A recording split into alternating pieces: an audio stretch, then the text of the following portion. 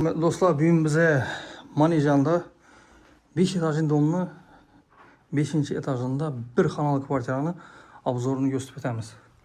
Görüp turganlarınız yine kondisionerleri, televizor, duş spalni şkafları hemen əsası bilen satıladı dostlar. Bir dana içi gilem getədi. Oğanı görüp turganlarınız xaxanı çıxaladı.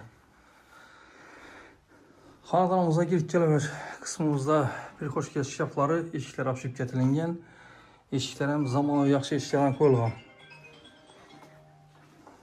Ban tərəfimizdə koxniyamız boladı. Koxniyamız hem görüp turganlarınızı deyin dostlar, həmmə cihazlarına ege. Həmmə cihazlarına. Kir maşin, gerekli vəzlə həmməsi ba. Nastilni kotellar hem qoyulğan. En asıllı gazı ba dostlar. Kvartiramızda gazı. Xaladinlikləri görüp turganlarınız həmmə özü bilən satıladı. Cihazları bilən. Sanuzildən gösterib etəm dostlar. Sanuzili da patalka kafilet edilən. Görüp turganlarınız deyin. Da patalka kafilet edilən. Eşiklərəm MDF yaxşı işlenen qoyulğan. Pollarımız laminat pol edilən.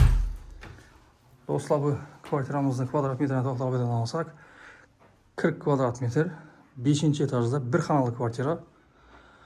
Puluna toxtalıb edən alsaq dostlar 335 milyon somda bir uy gezi.